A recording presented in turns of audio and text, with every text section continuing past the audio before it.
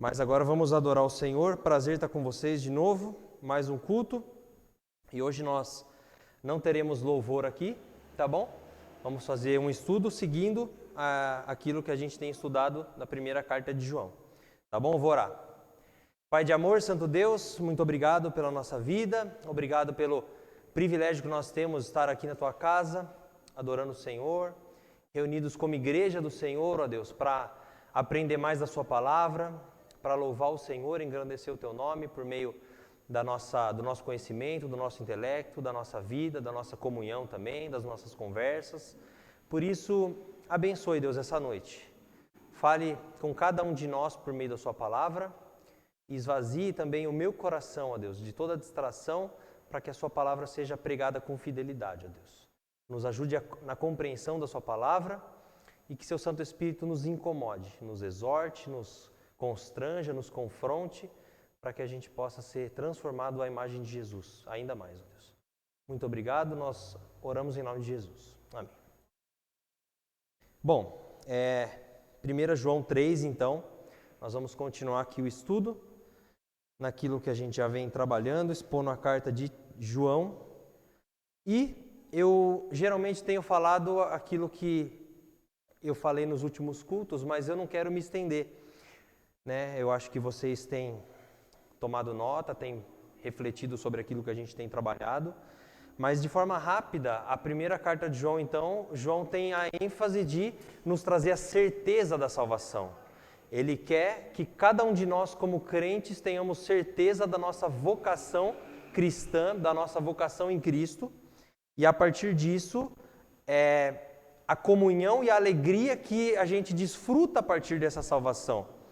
E se você notar, e eu quero só lembrar rapidamente, João, ele é a carta que mais tem contrastes na Escritura. Luz, trevas, o ímpio, o crente, o amor, o ódio, ele usa muito esses contrastes. Por quê? Porque ele está defendendo aquela igreja de uma heresia na época, como uma heresia, ainda não era o gnosticismo, mas era uma heresia que se aproximava disso, onde eles tratavam uma ideia platônica de que o lado material do ser humano era mau e o lado imaterial era bom. E a partir da gnose, que era esse conhecimento especial, esses falsos mestres estavam dizendo que se você tivesse essa gnose, esse conhecimento, você teria essa salvação e esse conhecimento de Deus, mas que você poderia viver de qualquer jeito, porque o lado material, ele já era mal por si só. E João está combatendo isso, por quê? Porque ele diz, olha, o lado prático, a vida prática, ela tem totalmente a ver com aquilo que você pensa. A fé tem que levar a uma vida prática. E é isso que ele vem trabalhando ao longo de toda a carta. E ele faz muitos testes. Por exemplo, no capítulo 1, no verso 6, ele diz: se afirmarmos que temos comunhão com ele, mas andamos nas trevas, mentimos e não praticamos a verdade. Depois ele fala no 8, se afirmarmos que estamos sem pecado, enganamos a nós mesmos, a verdade não está em nós. E ele vai fazendo testes toda a carta. E quando chega no capítulo 3, a primeira parte, até o verso 10, que foi no último culto, ele falou características da nossa filiação cristã. Quais são os aspectos que podem ser vistos naqueles que são filhos de Deus?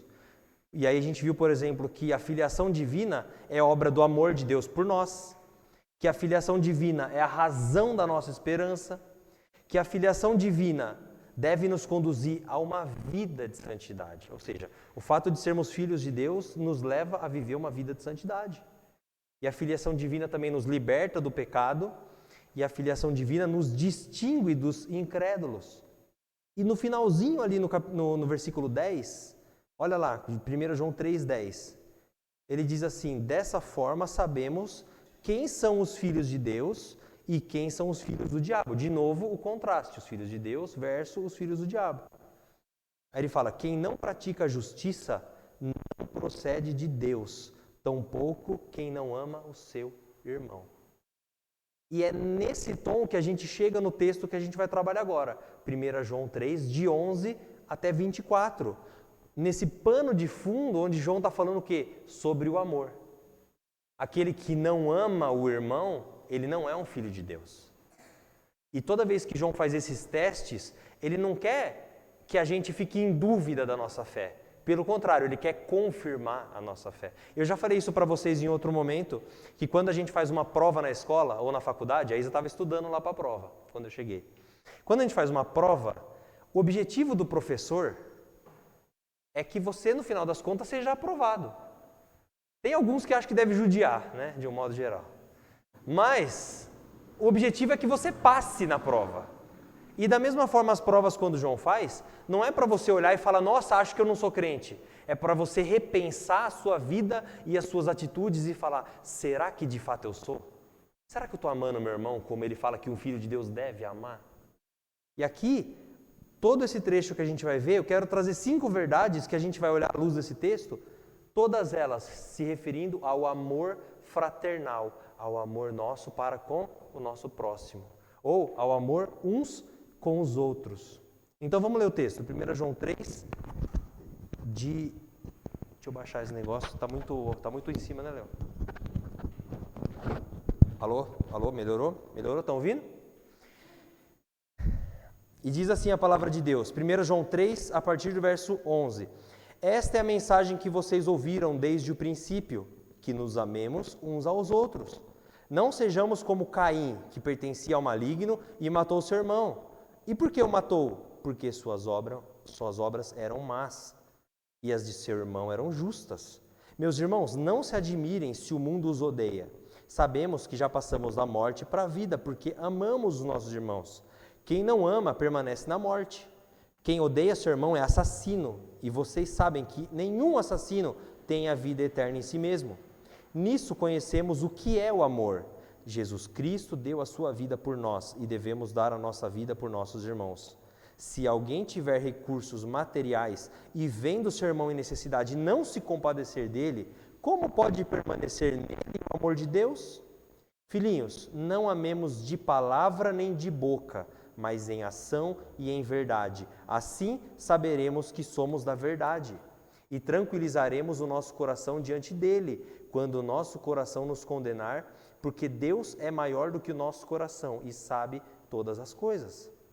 Amados, se o nosso coração não nos condenar, temos confiança diante de Deus e recebemos dele tudo o que pedimos, porque obedecemos aos seus mandamentos e fazemos o que lhe agrada. E este é o mandamento, que creiamos no nome do seu Filho Jesus Cristo e que nos amemos uns aos outros, como ele nos ordenou. Os que obedecem aos seus mandamentos nele permanecem, e ele neles. Do seguinte modo, sabemos que ele permanece em nós, pelo Espírito que nos deu. Então, a partir desse texto, eu quero destacar 5 verdades aqui, que a gente pode ver claramente, todas falando o quê? Do amor ao próximo, do amor uns com os outros. E a primeira verdade é que o amor pelo próximo é uma marca do cristão. João está deixando claro que isso é uma marca, e ele diz que o mandamento de amar o próximo não é uma novidade. Diferente dos falsos mestres, que estavam sempre trazendo alguma novidade, que era esse conhecimento especial que eles falavam, que era essa gnose, ele está falando, olha, ele fala, esta é a mensagem que vocês ouviram desde o princípio. Que mensagem é essa? Que nos amemos uns aos outros. Ele está remetendo à mensagem apostólica. Ele não está trazendo novidade. Ele está falando, isso aqui que eu estou falando, vocês já conhecem. Vocês sabem disso. Porque aqueles mestres, falsos mestres, se orgulhavam de um novo ensino.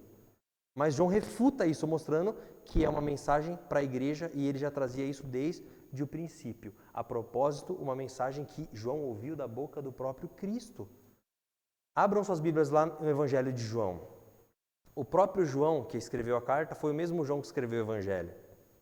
E lá em João 13, verso 34 e 35, João descreve uma frase de Jesus muito impactante. João 13, 34 e 35. Diz assim o Senhor Jesus: um novo mandamento lhes dou, amem-se uns aos outros, como eu os amei. Vocês devem amar-se uns aos outros. Com isso, todos saberão que vocês são meus discípulos, se vocês se amarem uns aos outros. Queridos, o amor é uma marca do discípulo. Todos saberão que vocês são os meus discípulos, como? Quando virem que vocês amam uns aos outros. Você quer tornar Cristo conhecido? Ame um ao outro. amem-se uns aos outros. Esse é um distintivo. E quando Jesus fala aqui que isso é um novo mandamento, e eu já falei isso em outra pregação, mas eu quero lembrar essa verdade. Ele não está falando que é um novo porque ele de fato está trazendo uma novidade, porque o mandamento de amar o próximo era muito antigo, desde lá da lei mosaica. Quando em Levítico 19:18, a lei dizia que ame cada um o seu próximo como a si mesmo. E Jesus, quando dá um novo mandamento, na verdade, ele está o quê? Ampliando e aprofundando o conceito de amor. Ampliando porque a lei mosaica dizia que você deveria amar o próximo. E o próximo, no contexto da lei, era a pessoa da família e o compatriota hebreu. Era como se a gente falasse, a gente tem que amar os nossos irmãos jundiaienses, os da família e os da mesma cidade, por exemplo. E Jesus amplia o conceito de próximo, não dá para ler agora, mas na parábola do samaritano, em Lucas 10, quando um perito da lei está questionando o Senhor, como que ele poderia fazer para herdar a vida eterna? O Senhor falou assim, a lei diz o quê? E ele diz, eu tenho que amar o Senhor de todo o meu coração, e o próximo como a mim mesmo. E o Senhor disse, está certo, então faça isso e viverá. Daí ele falou assim, tá, Senhor, mas quem é o meu próximo? Olha a pergunta do perito, quem é o meu próximo? E Jesus conta a parábola do samaritano para dizer que o próximo era o maior inimigo do judeu. Ele era o próximo que deveria amar. O Senhor amplia porque ele fala, você não tem que amar só o compatriota, você tem que amar o seu maior inimigo a partir de agora. E Jesus aprofunda o conceito de amor também, porque você deveria amar o próximo como a si mesmo na lei. E Jesus agora fala que vocês amem-se uns aos outros, como eu vos amei. O referencial não é mais o seu amor por você, é o amor de Cristo por você. E quando ele fala, um novo mandamento te dou, você ama não só mais o próximo, você ama o inimigo. E agora você não ama como você se ama, você ama como eu te amei. É ampliado e é aprofundado. Tem um teólogo chamado Lloyd John Ogilvie, ele diz assim que, se referindo a esse texto de João 13, do Novo Mandamento, ele diz que a vida cristã é 1 milhão de novos começos instigados pelo desafio sempre novo de amar uns aos outros como Cristo nos amou. Esse é o grande desafio da vida cristã. Mas o texto continua e João diz lá em 1 João 3, verso 12 e 13, ele diz assim, não sejamos como Caim, que pertencia ao maligno e matou o seu irmão. E por que o matou? Porque suas obras eram más e a de seu irmão eram justas. Meus irmãos, não se admirem se o mundo os odeia. E João utiliza o mau exemplo de Caim para mostrar que o nosso amor deve ser o oposto do suposto amor que Caim tinha para com o seu irmão. Porque ele não tinha amor pelo seu irmão, ele tinha ódio. E João de novo traça um paralelo, sendo Caim um filho do diabo, porque ele fala isso, ele procede do maligno, e Abel como um filho de Deus. E esse ódio de Caim para com o seu irmão serve de explicação para o ódio injustificado que o mundo tem com a gente. Por isso que ele fala, não se admire, porque o mundo vos odeia. O mundo nos odeia. Só pelo fato da gente ser cristão. E se o mundo estiver te aplaudindo, repense sua caminhada, porque alguma coisa está errada. O mundo não vai nos aplaudir. O mundo nos odeia. E João aqui está mostrando essa ideia de que da mesma forma como o mundo odeia Cristo, também odeia os cristãos. E o motivo é o mesmo, o ódio provocado não pelas más obras, mas pelas obras justas. Quando Caim odeia Abel, ele não odeia Abel porque Abel era mau. Ele odeia Abel porque Abel era justo. E isso causa um ódio no coração dele, a ponto dele matar o próprio irmão. Pastor Hernandes Dias Lopes, imagino que todos saibam quem é, diz que o apóstolo João diz que Caim é um símbolo do mundo que nos odeia. Porque Caim odiou Abel não porque era mau, mas porque era piedoso. Não foram os pecados de Abel que inflamaram seu ódio, mas as virtudes. A retidão de Abel atormentava Caim. E nós, como crentes, procuramos viver uma vida comum, marcada por honestidade, pela verdade, por uma vida disciplinada. E justamente por a gente viver desse jeito, é que nós somos um escândalo para o mundo. Queridos, se tem uma coisa que, por exemplo, quando eu estava contando para alguns o episódio do assalto, né? O famigerado episódio do assalto. Todo mundo está pensando como é que foi esse maldito assalto, né? Bom, depois eu vou contar o assalto em si, tá bom? Mas o fato é que quando a gente chega no hotel, a gente passou, o assalto foi na rodovia, a gente seguiu viagem sem olhar para trás, seguimos embora, e aí a gente ainda deveria andar mais 1h30 até chegar na casa. Era um bom caminho numa rodovia muito escura. E aí o pastor Ricardo falou, pessoal, vamos parar em um hotel mais perto? Mas não tem fechado, nós vamos ter que pagar esse a mais aí. Não, tudo bem, vamos parar. Aí estava chegando uma cidade grande chamada Nelspreet. E aí falamos, vamos encontrar o hotel. Todo mundo com o celular ali tentando encontrar. Quem estava na internet roteou a internet, vamos procurar um hotel. Bom, encontramos um hotel, paramos e tal. E quando a gente foi para o quarto, o pastor Bululi, que é o motorista que estava nos conduzindo, ele estava morto, ele estava muito cansado. E quase não deu tempo de orar, e o pastor Ricardo falou, Bululi, antes de dormir vamos orar. E os dois, isso o pastor Ricardo contando depois. E os dois se ajoelharam no chão, no hotel, no quarto do hotel, só os dois para orar. E o pastor Ricardo falou, eu vou orar. Aí o pastor Bululi falou, tá bom. E a oração do pastor Ricardo constrangeu o Bululi, porque a oração foi, Senhor, salva aqueles homens que nos roubaram.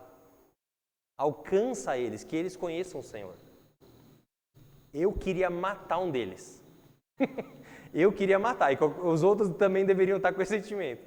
Mas o pastor Ricardo olhou, Senhor, salva aqueles homens, que eles possam conhecer o Senhor. Queridos, é muito amor.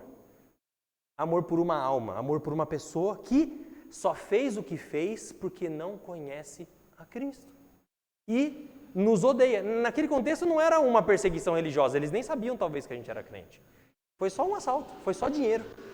Mas o fato é que o pastor fala desse jeito e depois o pastor Bululi dá esse testemunho. E falou, eu fiquei impactado com a sua oração. Porque você orou pela salvação daqueles homens. Né? Isso foi muito intrigante. Mas em João, capítulo 15, verso 19, Jesus deixa claro aos discípulos essa questão do escândalo. Ele diz, se vocês pertencessem ao mundo, ele os amaria como se fossem dele. Todavia, vocês não são do mundo, mas eu os escolhi tirando-os do mundo. Por isso, o mundo os odeia. O mundo vai nos odiar simplesmente pelo fato da gente ser cristão. E pensando nessa primeira verdade que eu destaquei, que o amor pelo próximo é uma marca do crente, deve ser uma marca nossa, a primeira verdade é essa, e será que esse amor pelo próximo tem sido uma marca em nossas vidas? E o primeiro ponto de reflexão individual para cada um é esse. Quando você vê um irmão necessitado, você se compadece dele e pensa em como socorrê-lo, ou você já pensa, não, isso é o problema dele? Você tem orado pelos irmãos? Uma coisa que eu falei para a Rebeca, e eu vou dar o testemunho na igreja amanhã sobre isso, que impactou muito a gente nessa viagem, é que os irmãos, eles não brincam de oração, eles oram de verdade. E eles oram. E se eles falarem, eu vou orar por você, eles vão orar. Aí outra pergunta para a gente refletir. Será que você tem mantido relacionamentos intencionais de discipulado? Olhando com amor um para o outro no sentido de crescimento mútuo? De ajudar e também de ouvir, ser ajudado? E aqui, de um modo geral, essa é a pior. Você, eu, nós somos conhecidos pelo nosso amor? Lá no trabalho, lá na Unistamp, Léo. Não sei se você está indo para a Unistamp ainda. Está de férias. Você é conhecido por esse amor? Lá na CPTM, lá na Nissan, lá na escola, na faculdade. A gente é conhecido por esse amor? A segunda verdade, o amor pelo próximo, é uma evidência da nossa salvação. O texto diz, verso 14 e 15, sabemos que já passamos da morte para a vida porque amamos os nossos irmãos. Quem não ama permanece na morte. Quem odeia seu irmão é assassino. E vocês sabem que nenhum assassino tem vida eterna em si mesmo. Mesmo que as pessoas no mundo nos odeiem, nós não os odiamos, mas nós os amamos, como aquela oração do pastor Ricardo. E o fato de amarmos uns aos outros é um indício de que nós fomos salvos por Cristo. E aqui tem que ficar claro, o amor não é a causa de sermos salvos. O amor é o resultado de termos sido salvos. E João trabalha nessa carta 3 provas que distinguem o verdadeiro cristão do falso. O verdadeiro cristão é conhecido pela fé em Cristo, pelo amor aos irmãos e a santidade de vida. E o amor é a prova cabal de que nós fomos salvos por Cristo. É a maior marca, é o amor. E o apóstolo João é enfático em afirmar que aquele que não ama permanece na morte. E aqui de novo é aquela ideia de você pensar se será que a sua conduta tem sido condizente com a conduta de alguém que conhece a Cristo. E não é para você falar, vixe, eu não estou amando, acho que eu não sou crente, não. Tem um cara por aí na rede social que fala, né, você não é crente não, ele faz uns memes assim, né? Um maluco aí. Mas o fato é que a ideia não é você pensar se você é de uma forma ruim, mas você reavaliar. Será que eu tenho amado? Será que de fato eu tenho permanecido? E aqui essa ideia que ele coloca de permanece na morte é a mesma coisa que, olha as expressões que ele tem usado na carta até aqui. Lá, capítulo 1, verso 6, andar nas trevas. Depois no 2,4 ele fala não ter a verdade. Depois ele fala não saber para onde vai. Depois ele fala ser mentiroso. E depois no 3, verso 8 e 10 ele fala ser do diabo. Todas as expressões para fazer esses contrastes entre aquele que é salvo e aquele que não é salvo. E quando ele fala, esse que permanece na morte, que não ama seu irmão, permanece na morte, ele está falando, ele não é crente. Se ele não ama o seu irmão, isso é uma prova de que ele não é crente. A prova de que é crente, o amor demonstrado. E que não é crente, quando não tem esse amor. Ou quando tem o ódio, que é o contrário do amor. E todos esses termos são empregados para descrever a situação daqueles que não conhecem a Deus, que não se arrependeram dos pecados, não se achegaram em Cristo, não conhecem o Senhor. E João está fazendo mais um teste. Se nós não amamos nossos irmãos, é possível que nós nunca tenhamos sido salvos. E o fato de amarmos os nossos irmãos, então, é um indício forte de que nós já fomos regenerados por Cristo. Querido, se você avaliar seu pensamento, suas ações, suas reações, pior agora, motivações, a sua vida como um todo, ela evidencia através do amor que você tem pelo próximo, que você de fato é um salvo? Ou seja, o que eu estou perguntando? Se você olhar para a sua vida, os seus atos demonstram que você crê em Cristo? Você representa Cristo como um pequeno Cristo? Como um cristão? Qual tem sido sua conduta para com as pessoas ao seu redor? Você tem dado um bom testemunho de cristão, evidenciando a obra de salvação em sua vida, através do amor pelo próximo? Uma das coisas marcantes na viagem foi que, um dia conversando com a filha do pastor, que nós ficamos na casa, pastor Pinheiro, a filha chama Ana Júlia, ela tem 14 anos. E numa conversa franca ela perguntou o que estava marcando a gente na viagem. E cada um falou alguma coisa, e aí a gente devolveu a pergunta. Falou, mas e você? O que a gente estar aqui está impactando vocês aqui? Ou pelo menos a sua vida? E ela brincou, falou assim, uma das coisas é que a gente vê que vocês são crentes de verdade. Vocês amam o Senhor. E que vocês estão aqui para servir e não para ser servido. Eu estava pensando que viria um monte de gente chata. Quando falou que viria um casal, eu pensei que era um casal de senhores, ela falou. E eu estava muito preocupado. E depois viu que era o Léo e a Ellen, o Léo Zer e a Ellen. Então ela falou, ufa, né? Mas esse foi um testemunho que ela compartilhou. E a gente compartilhou da mesma forma. O amor com que eles nos serviam, com todas as suas limitações, era algo muito... Era um bom testemunho mesmo. Né? E aqui é uma reflexão para a gente olhar a nossa vida, não só, no meu caso, talvez na viagem missionária, mas agora, na segunda-feira, no trabalho, né? Na escola, no seminário, na faculdade. A terceira verdade é que o amor pelo próximo, ele é baseado no amor de Cristo por nós. Verso 16 diz assim, João diz assim, nisso conhecemos o que é o amor. E aí ele explica o que é o amor. Jesus Cristo deu a vida por nós e devemos dar a nossa vida pelos nossos irmãos. Queridos, daqui a pouco no capítulo 4, e eu não vou antecipar aqui, porque eu vou chegar lá, mas João vai falar que nós amamos porque Cristo nos amou primeiro. E o que ele está falando aqui já é isso. Cristo deu a vida, por isso nós podemos dar a nossa vida. João está mostrando a essência do amor pelo próximo, é o sacrifício próprio. Se o ódio é o negativo e procura o mal do outro, o amor é o positivo e dá a vida pelo outro. E perceba que, de novo, no contraste, numa leitura rápida você não percebe, mas ele está contrastando Caim com Jesus. Caim tirou a vida do irmão. Ele está falando, o seu amor é baseado em Cristo, porque ele deu a própria vida. Caim tirou a vida, mas Jesus deu a vida. O amor de Cristo não foi apenas de palavras, mas de ação. Ele amou e deu a própria vida. E esse amor de Cristo é o maior exemplo para nós. Assim como ele deu a vida por nós, devemos dar a vida pelos irmãos. Claro que não podemos dar a vida como Cristo nos deu, e a gente tem que entender isso. Porque senão, parece que se eu der a vida pelo Vitor, que é o meu filho, eu sou capaz de o salvar.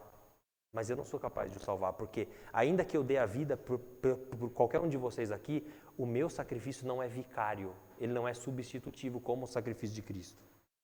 Mas nós podemos dar a nossa vida um pelo outro em termos de serviço e de cuidado. O Senhor não está chamando a gente para morrer um pelo outro necessariamente. Está chamando a gente para viver um pelo outro, para servir um ao outro, para cuidar um do outro. E uma coisa marcante na viagem foi, entre nós da equipe, o cuidado que um tinha com o outro o tempo todo. Por quê? Porque nós estamos juntos. E eu achei engraçado, porque em Moçambique eles usam muito essa expressão, né? A gente fala tamo junto aqui. Eles falam estamos juntos. E é como o pastor Pinheiro falava isso todas as vezes. Ele parava o carro, ele conhecia Matola inteira, a cidade toda. Ele parava o carro, fulano, não sei o quê. Aí terminava de falar, falava, estamos juntos. E ia embora com o carro. Aí parava aqui, falava alguma coisa, estamos juntos. Né? E é essa a ideia. É dar a vida em serviço e em cuidado. Nós só conseguiremos abandonar o nosso egoísmo e passar a viver uma vida de amor ao próximo se nós estivermos agarrados em Cristo, porque Ele nos amou primeiro. Só podemos amar porque Ele nos amou, como eu falei aqui, que João vai falar no capítulo 4, verso 19. A quarta verdade é que o amor pelo próximo é demonstrado na prática. E aqui, para mim, esse é o cerne desse texto, de toda essa perícope aqui. Esse é o cerne desse texto. Ele fala assim no verso 17.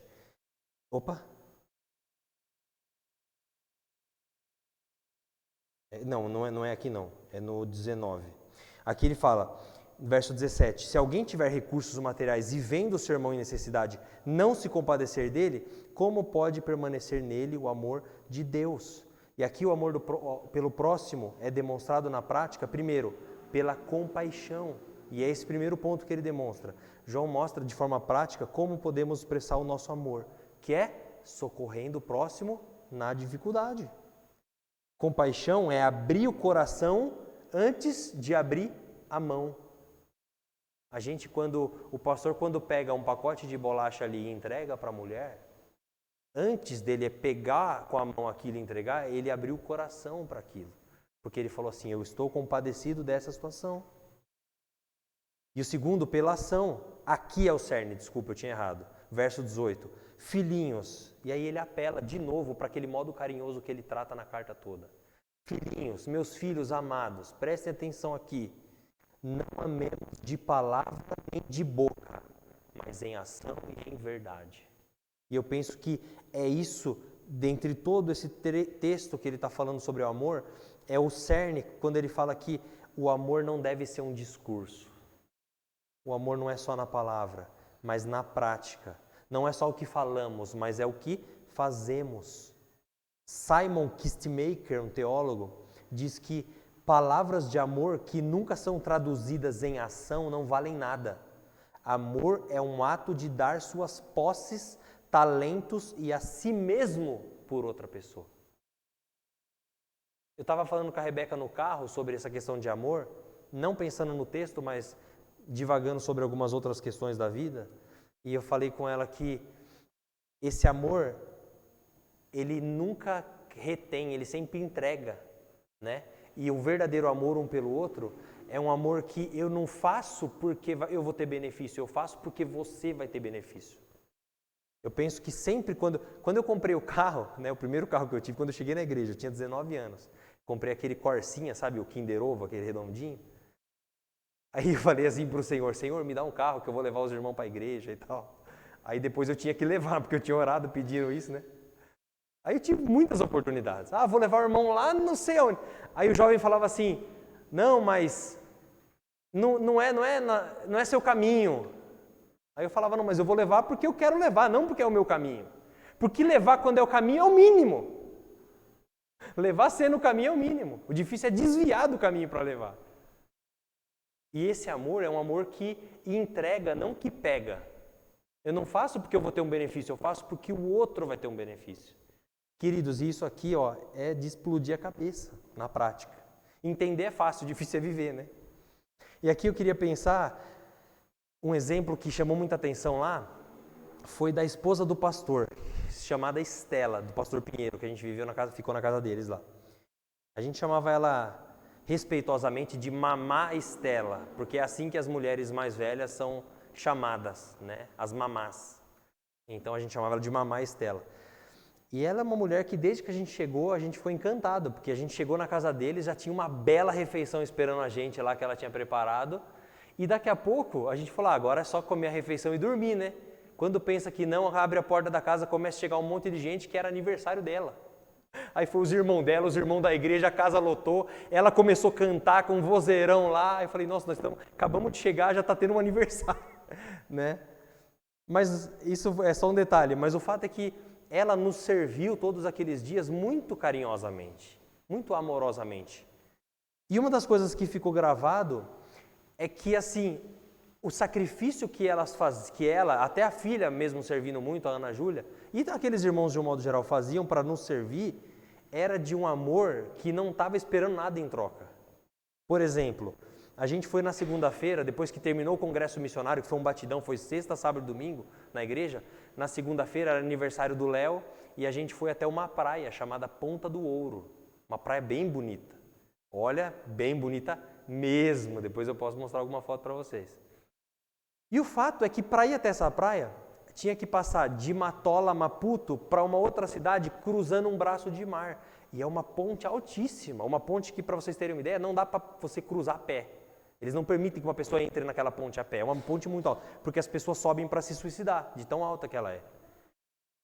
E a mamã Estela, a esposa do pastor, ela tem muito medo de altura. Muito. Um dia a gente foi num estacionamento e fomos até o centro para trocar o dinheiro, o dólar por dinheiro local. E era um estacionamento desses igual a gente vê na cidade, essas galerias, estacionamento você sobe uma rampinha igual de shopping, né? Não é muito alto. Na hora de descer, e ela estava dirigindo, a gente estava com 2 carros, o pastor ficava com um, os meninos ficavam com o pastor e as meninas ficaram com ela. E na hora só de descer aquela rampa, ela não conseguiu descer, ela travou. Ela teve que descer do carro, o pastor desceu o carro, subiu, pegou o dele, desceu e a gente foi embora. Tamanho é o medo dela de altura. E ela nunca tinha cruzado aquela ponte para ir até a praia, dirigindo. Porque toda vez que ia cruzar, o pastor estava dirigindo, ela estava do lado, ela fechava os olhos, agachava, cruzava a ponte e ela voltava. E ela foi dirigindo para nos levar até a praia. E a gente foi orando no carro nosso, e as meninas foram orando com ela no carro dela, e ela venceu isso e foi, ela não ia ganhar nada em troca. Ir para a praia, mas eles fazem batismo nessa praia, ela está acostumada a ir para lá. O sacrifício foi por nós. Cozinhando em um fogão que tem 4 bocas, mas só funcionam 2 para nós. E se desdobrando, e a comida saindo sempre no horário correto. Lavando as nossas roupas, as roupas dos missionários. Aí quando ela falou assim, pode deixar a roupa aqui no canto, que amanhã a gente vai lavar. Aí eu pensei, tranquilo, ela vai botar na máquina lá, né? Aí lava tudo. Aí depois, agora, voltando, que eu descobri que não tinha máquina, eu achei que tinha. Né? Elas estavam lavando a roupa na mão. Ela não estava ganhando nada para lavar nossa roupa, era só por amor em nos servir. E a questão é, será que nós temos demonstrado esse amor pelo próximo também na prática? Não fazendo como eu e a Rebeca chama de viagem casada. Sabe quando você abençoa o outro porque você vai ganhar alguma coisa em troca? Eu vou fazer isso aqui, vou dar. Vou dar esse tênis, mas eu vou dar porque ele já não me presta mais, não porque eu só quero dar. Né? O bebê, vocês conhecem o bebê lá do Redentor? Foi muito incrível de ver como ele foi amoroso, porque ele levou um monte de coisa e ele deixou tudo com o Caleb lá. que era o filho do pastor. Ele deu camisa do São Paulo, deu camisa de time amador, levou 3 bolas, ficou as 3 bolas lá. Até um dia o Caleb falou, mãe, a minha bola, não sei o quê. Falou, que sua bola? Essa bola é do Euclides. Falou assim, não, ele me deu. Falou, você vê direito, hein? Falou para ele. Daí ele falou, não, ele me deu, é verdade. Aí depois foi perguntar para ele, ele falou, não, dei. Aí deixou as bolas, deixou as roupas, deixou o sapato, quase que ele deixa a mala dele lá. Só volta com a roupa do corpo, né? Mas por quê? Não estava dando o que não prestava, estava dando o que ele tinha de melhor, era o que ele tinha levado. E será que as nossas atitudes e ações, né, para com os nossos irmãos, confirmam que nós de fato amamos além das palavras? Será que somos capazes de amar os nossos irmãos abrindo mão daquilo que nos faz bem, dos nossos desejos, dos nossos recursos, né, saindo de fato da zona de conforto? E a última verdade, o amor pelo próximo resulta em consciência tranquila, em oração atendida e em permanência garantida. A partir do verso 19 a 21, diz assim: assim saberemos que somos da verdade e tranquilizaremos o nosso coração diante dele quando o nosso coração nos condenar, porque Deus é maior do que o nosso coração e sabe todas as coisas. Amados, se o nosso coração não nos condenar, temos confiança diante de Deus. Queridos, quando nós amamos, quando Cristo nos amou, nós temos uma consciência tranquila diante de Deus. É difícil de explicar esse negócio de consciência e esse texto é um pouco confuso também. Existem debates sobre ele. Mas o fato é que a consciência, pensando teologicamente, é como um alarme que o ser humano já nasceu e que ele já vai nos alertar de N coisas morais, no sentido de certo e errado. Mas esse alarme tem que ser sempre alinhado à palavra de Deus, no caso do crente. Porque senão a gente tem aquilo que a gente chama de consciência cauterizada. Quando, por exemplo, você normaliza um pecado e agora a sua consciência não te alerta mais sobre aquilo, porque você tornou aquilo normal. Então a gente tem um alarme. O que a gente faz com esse alarme? Configura ele à luz da palavra de Deus para que a gente possa lembrar o que a gente tem que fazer ou não e esse alarme soar na hora certa, da forma certa. E aqui ele está falando, olha, se você ama o próximo, se você exerce esse amor, a sua consciência, o alarme, está tranquilo. É amando os outros de verdade que sabemos que somos da verdade, ou seja, somos crentes. Novamente ele diz que a confirmação de que somos da verdade, ou seja, de que fomos salvos, é o nosso amor pelo próximo. Ele fala isso muitas vezes, como um teste. Quer saber se você é salvo? Olha a sua vida de amor pelo outro. E quando amamos verdadeiramente uns aos outros, esse amor gera em nós uma consciência limpa, tranquila, diante do Senhor e diante das pessoas. Alguém aqui já teve consciência pesada ou não? Tinha um cara no serviço que ele falava assim, como é que é? Essa maleta, pegava uma maleta de ferramenta pesada para ir no trem, né? Sei lá, com 4, 5 quilos, falava assim, essa maleta está mais pesada que minha consciência, né? Ele falava, ele brincava. Mas o fato é que a consciência pesada é algo terrível, e ele está falando, olha, se você amar o Senhor e se você amar o seu próximo de verdade, a sua consciência vai estar em paz. Outro resultado desse amor pelo próximo é a oração atendida, no verso 22 e 23, ele diz assim, e recebemos dele tudo o que pedimos, porque obedecemos aos seus mandamentos e fazemos o que lhe agrada. E este é o seu mandamento, que creiamos no nome do seu Filho Jesus Cristo e nos amemos de novo uns aos outros, como ele nos ordenou. Guardar os mandamentos de Deus e fazer o que lhe é agradável são condições indispensáveis para obter respostas às nossas orações. E aqui, isso não é aquele mantra, olha, se você fizer isso, Deus vai responder necessariamente às suas orações. Mas o fato é que a nossa obediência a Deus é uma evidência de que a nossa vontade está sendo transformada em consonância à vontade de Deus. Quando a gente vê aquele Jesus falando que tudo que você pedir no nome dele será atendido, e as pessoas usam quase como um mantra, olha, no final da oração você é obrigado a falar em nome de Jesus. Como se isso fosse trazer uma resposta, é um equívoco, porque pedir em nome de Jesus é pedir como se Jesus estivesse pedindo. E Jesus não vai pedir qualquer coisa para você. Coisas banais, coisas tolas. E aqui, quando a gente começa a obedecer a Deus e começa a orar mais, eu vou falar por mim, nas vezes que eu mais tive uma vida de oração mais intensificada, mais eu compreendia o agir de Deus na minha vida, e não que as orações de fato eram respondidas ao meu favor, mas parece que eu começava a pedir coisas que de fato convergiam com aquilo que a palavra falava. É como se quando você começar a obedecer, você começa a moldar a sua mente, a sua vontade com a vontade de Deus. E a partir de agora, tudo que você pede em consonância com o que Deus pediria. E quando você ora muito, você passa a orar certo. Você não ora mais pedindo aquela bobagem que você pedia. Agora você ora pedindo aquilo que o Senhor quer que você peça. Ou confiando nele, ou se derramando diante do Senhor. E à medida que nós obedecemos mais a Deus, as nossas vontades vão se alinhando à palavra de Deus. Precisamos obedecer os mandamentos de Deus, e aí ele continua, e este é o mandamento. Ou seja, a pergunta que fica é, tá, mas qual mandamento eu devo obedecer? Essa pergunta surge, e João mesmo responde. Um único mandamento, que abrange fé em Cristo e amor uns pelos outros. Creiamos no nome do Filho e amemos uns aos outros.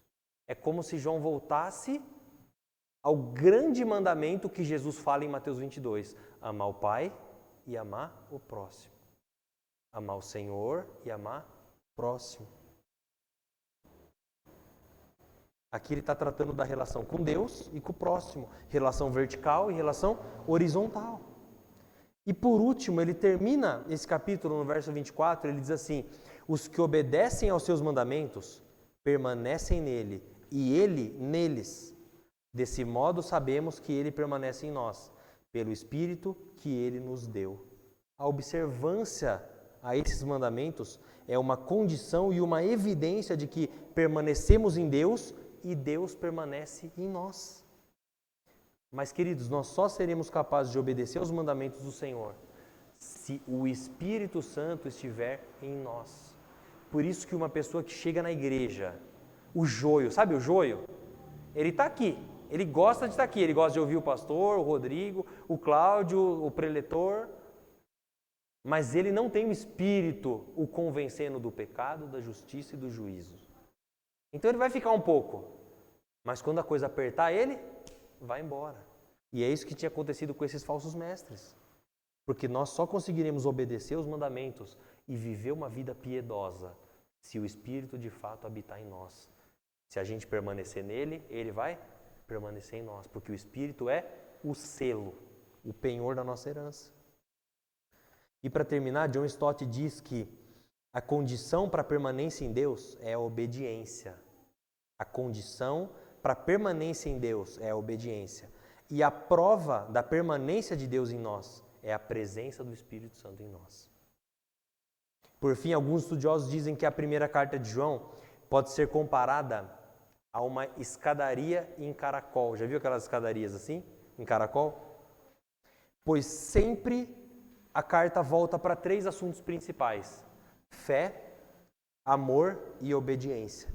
E João termina esse capítulo, aqui no verso 24, após fazer uma longa explanação que nós vimos sobre o amor ao próximo, enfatizando essas 3 coisas de novo. 3 características do verdadeiro cristão: fé em Cristo, amor aos irmãos e obediência aos mandamentos. Que possamos amar uns aos outros como Cristo nos amou, com amor altruísta e sacrificial. E para isso, que possamos estar atentos às pessoas ao nosso redor, sempre preparados para pregar as boas novas para aqueles que não conhecem o Senhor e para socorrer aqueles que estão em necessidade, ensinar aqueles que necessitam de instrução, chorar com aqueles que precisam chorar, celebrar com aqueles que precisam celebrar. Enfim, viver não para nós mesmos, mas para que Cristo seja exaltado através do nosso amor, por Ele e pelo próximo. Queridos, que a gente possa abrir os nossos olhos. Sabe o cavalo quando ele tem aquele tampão? Como é que chama aquilo lá? Você sabe, Gabi? Cabresto. E você vê que eu não sou do cavalo, né? Nem da moto eu sou, imagina do cavalo. Cabresto para ele não desviar o seu olhar. A gente é o contrário, a gente muitas vezes fica com esse cabresto só olhando o que está na nossa frente. A gente tem que olhar o que está ao redor. O pastor Pinheiro contou um testemunho que foi muito marcante. Lá em Moçambique, o país não é um país violento no sentido mesmo de um sequestro, de um roubo com a mão armada, coisas desse tipo. Mas tem muito furto. Você vai andando, as casas têm grades e grades, porque se você vacilar, o cara entra e pega. Né? E o pastor Pinheiro tinha mudado para essa casa que ele vive hoje e tinha colocado umas plantas, né? Pô, acabado de plantar, tá, umas plantas. Aí foi uma molecada lá e roubou as plantas da porta da casa dele. Aí o filho dele esperto, o meninão, né? Conversando com os amiguinhos do bairro, falou, eu acho que eu sei quem pegou as plantas do seu pai. Falei, então vamos ver quem que é, né? Aí corre daqui, corre de lá, descobriram de onde que era. Foram até uma casa, viu, falou, é as plantas do meu pai, aquela lá. Ele viu, falou, eu sei que é a planta do meu pai. Aí voltou, falou para a mãe dele, falou, mãe, descobri onde que tá a planta aqui de casa, tá na casa do fulano lá que eu vi. Ah, tá bom. Aí a esposa, a mamãe Estela, foi na casa, bateu lá, chamou, falou, escuta, essas plantas é da nossa casa. Não, mas não sei o que. Eu não quero saber o que vocês vão fazer. Não é para mim que vocês vão entregar. Vocês vão pegar ela, vão levar e vão devolver pro dono, que é o meu marido. Não, mas não sei o que, não sei o que. Aí a molecada, não, tá bom, a gente vai. Aí eles chegaram lá tremendo, né? Com a planta lá. Aí chegaram com a planta, o pastor Pinheiro. E o pastor Pinheiro, se Deus quiser, no que vem, talvez ele vai vir pro Brasil, ele vai vir aqui na nossa igreja. Mas ele tem uma voz rouca e ele fala muito forte, assim, sabe? A propósito, na igreja lá não tem microfone. Então não precisa, a igreja é longa, assim, ele fala e todo mundo ouve tranquilo. E aí, quando ele chegou lá, os rapazes, desculpa, não sei o que, roubamos aqui a planta e tal. E aí ele falou, desculpa? Você acha que é assim? Você leva a minha planta embora, agora você pede desculpa e tá tudo resolvido? Não, senhor, pelo amor de Deus, desculpa, não sei o que. Não, desculpa, agora vocês vão ter que fazer o seguinte, para ter essa desculpa, vocês vão ter que vir na minha casa nas próximas 4 quinta-feiras, às 18 horas. Não sei que dia era, mas falou, na próxima quinta-feira, 18 horas, vocês aparecem aqui. E aí, imagino que os rapazes pensou, agora o cara vai sentar o couro em nós, né? Chegou na próxima quinta-feira, o que ele queria? Pregar o evangelho para os jovens.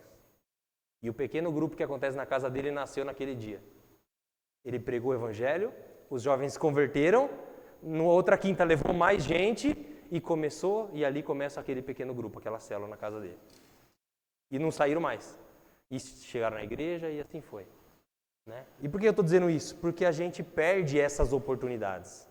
Outra oportunidade que marcou, e aqui para terminar, foi quando a gente foi comprar pão no final da noite, pão para outro dia, e tem umas padarias que são 24 horas, mas padaria lá não é igual aqui, que você entra, toma café, senta, come um sonho, tal. Não. Padaria vende pão. Você pede o pão e vai embora. Né? E aí o bebê desceu, o Euclides desceu com o Caleb, só os dois, para comprar o pão. E o bebê, ele ficou extremamente incomodado, porque tipo assim, ele estava cheio de dinheiro no bolso lá, dinheiro que a gente tinha para fazer as coisas lá. Mas cheio, eu digo, porque as pessoas vivem uma situação muito precária lá. E a gente estava com algum recurso ali. E aí ele vê o rapaz contando a moeda para pegar o pão. E tá ele, a esposa e um filhinho. As mulheres andam com a criança amarrada nas costas aqui com aquele pano, sabe? É muito comum, você vê muitas assim. E a esposa estava com o filhinho amarradinho ali e o pai contando as moedas pegou um pão. Chama pão de lenha, é um pão grande assim, parece um pão francês até, mas ele é comprido assim. Aí ele contou as moedas, pegou um pão. E aí o Euclides falou, caraca, ele pegou um pão, tipo, não dá nem para ele, para a esposa e para o filho, né? Só que na hora ele ficou meio sem jeito, pegou o pão e foi pro carro. Na hora que ele entrou no carro, ele falou, pastor, e o rapaz foi embora. Para o carro que eu quero dar um dinheiro para aquele rapaz. E aí ele sacou o dinheiro do bolso, deu pro pastor, o pastor parou o carro. E assim, gente, trânsito, não existe lei, não tem nada, né? O pastor cruzou, parou no meio na contramão o carro, abaixou o vidro, falou, ei rapaz, toma oferta aqui. O rapaz ficou até meio sem jeito, olhou. E só para vocês entenderem a relação, um pão custava 10 meticais. O bebê deu 500 meticais para ele. Daria para ele comprar 50 pães. E ele estava contando a moeda para pegar um pão. E aí ele assustou, porque tipo, quem que é esse cara que está me dando dinheiro? E aí o pastor deu o dinheiro para ele e falou assim, você tem WhatsApp? Tenho. Falou, então me passa aqui. Aí pegou o telefone, marcou o número do cara. E aí depois a gente falou, por que você marcou o número dele? E foi embora. Falou, é sua esposa? É. Seu filho? É. Então tá bom. Você vive por aqui? Ah, vivo aqui. Falou o nome do bairro lá. Ah, tá bom. Depois eu vou te ligar. E até a gente sair de lá ele não tinha ligado. Mas ele não se contentaria em só dar o dinheiro para o rapaz, ele já ia ter que pregar o evangelho. E ele pega o telefone e eu tenho certeza que ele vai ligar para aquele rapaz e quem sabe se o Senhor quiser fazer a obra na vida dele e ele entregar a vida a Jesus, né? Mas tudo isso para dizer que a gente tem que aproveitar as nossas oportunidades. Pode ser um negocinho de nada, mas que a gente fale do Senhor para aqueles que não conhecem. E para aqueles que estão aqui dentro e que conhecem, que a gente sirva de modelo, e não só de modelo, mas de instrumento de Deus para abençoar, para socorrer, para edificar um ao outro. Amém? Vamos orar.